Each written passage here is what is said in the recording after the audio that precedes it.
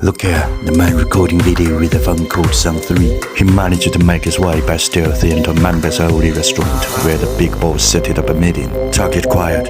In disguise of economy, stepping ghostly, he avoided attracting any economy's unwelcome attention and headed straight to table 1. This man named Wula, the second in charge of the organization, actually working for FBL, was surprised at Zone 3's presence and then made a secret gesture to tell that everything was under control.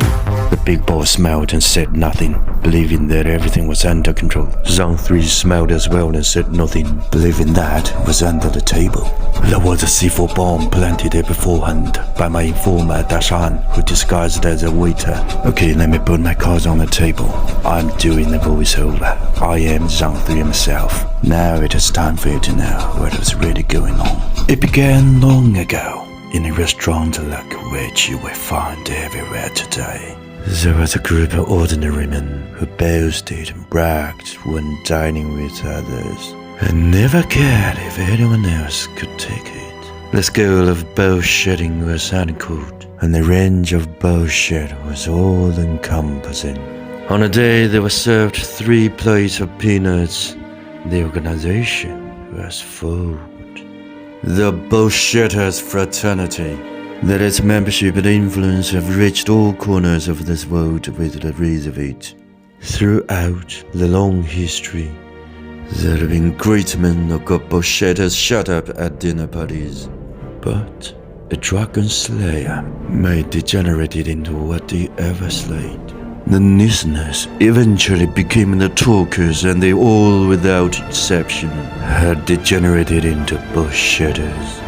At this late hour, in order to counteract it, countries around the world have set up special bullshitting agencies and recruited lots of clever talkers who are known to the world as the pretentiousness to against bullshit by another bullshit.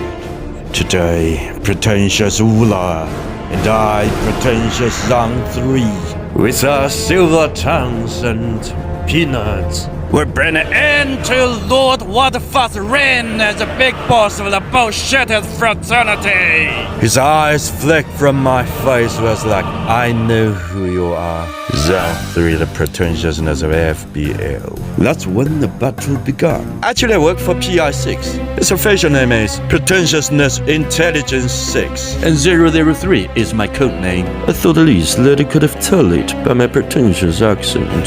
As the side dishes were served, the verbal battle reached its climax. Ula went to great lengths to brag about his 7th maternal great-uncle, who was an official in the county town. But Lord Waterfall was already talking about quantum entanglement and the universe, the beyond young FBL pretentiousness Ula's intellectual reach. The pressure turned on me. My brain was working frantically like an overloaded windmill. My mind was moving in quantum leaps and transported to times and galaxies far away.